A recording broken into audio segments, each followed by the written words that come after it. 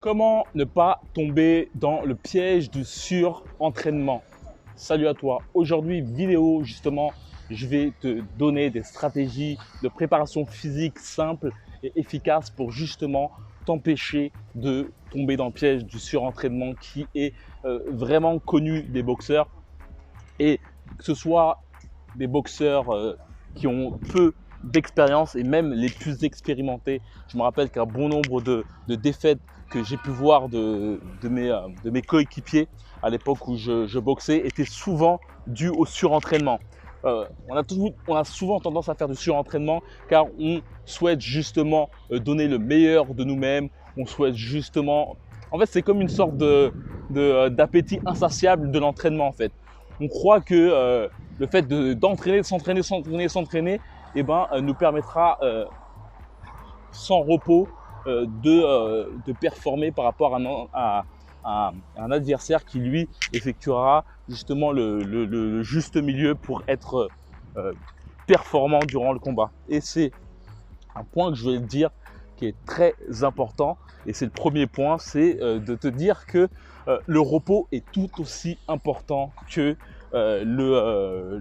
l'entraînement en lui-même. C'est vraiment une chose importante à te mettre en tête, c'est que, et en plus c'est vraiment une chose, je me rappelle que lorsque je m'entraînais, mon entraîneur me disait souvent, c'est bon, calme, repose-toi, c'est bon, t'as fait ton taf, repose-toi. Et lorsqu'on est un boxeur, on peut même s'entraîner, en plus on a trop cette philosophie de la motivation. On entend souvent que les meilleurs boxeurs, lorsque leurs coéquipiers partaient, continuent encore à s'entraîner. Même si je pense que ces derniers ne s'entraînaient pas forcément intensément lorsque leurs coéquipiers partaient, mais peut-être effectuer simplement des entraînements plus basés sur la précision ou sur la schématisation des bons mouvements. C'est vraiment une grande différence entre le fait de vouloir toujours travailler son cardio, son physique et autres, et travailler tout ce qui est précision, bon mouvement, de façon douce, mais bien schématisée. Deuxième point vraiment important, c'est de faire attention, surtout si tu es un boxeur amateur, de ne pas, faire des entraînements qui ne sont pas alliés à ton travail d'amateur. Quand je veux dire ça, c'est que lorsqu'on est boxeur amateur, on a souvent tendance à vouloir courir 1 heure, 2 heures, 3 heures d'affilée de façon régulière et de façon linéaire.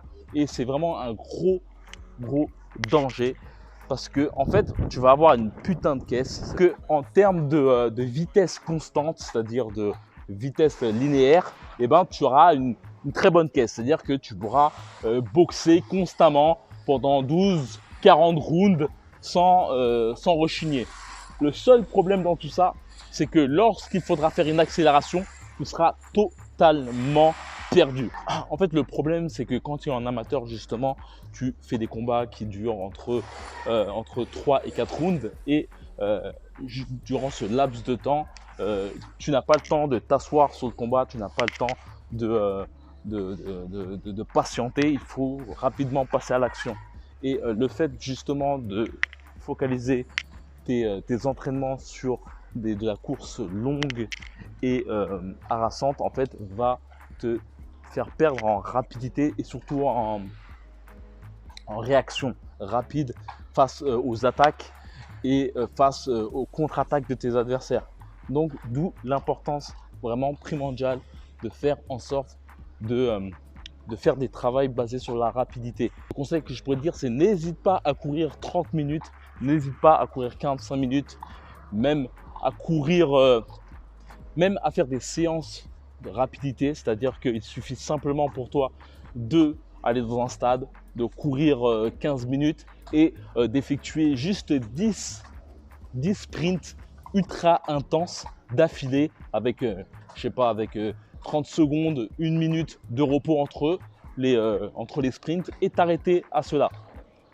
C'est vraiment le point vraiment important, c'est que tu n'es pas un boxeur pro. Si tu es un boxeur pro, entraîne-toi comme un boxeur pro, pas comme un amateur. Si tu es un amateur, entraîne-toi comme un boxeur amateur. Le dernier point que je vais te dire, c'est que la dernière semaine, il faut te reposer. C'est vraiment une chose qui a changé totalement ma vision de l'entraînement. Et en fait, au fur et à mesure de faire des combats, en fait, tu t'aperçois que c'est souvent la même schématisation et souvent la dernière semaine, en fait, tu effectues que des petites bricoles. La dernière semaine, c'est vraiment le moment où il faut te reposer, d'où l'importance d'être au poids le plus rapidement possible. La chose qu'il faut te dire, c'est que les semaines qui viennent avant la semaine de repos, en fait, il faut vraiment cracher du lest, il faut vraiment y aller très très fort. Ton organisme prend un coup, il est en pleine activité et le but justement, c'est de descendre par la suite. La chose par la suite, c'est de descendre en activité à la dernière semaine pour te permettre de remonter l'activité de ton organisme, le métabolisme, durant le jour J. Pas totalement changer, en tout cas ta réactivité, ta façon d'être.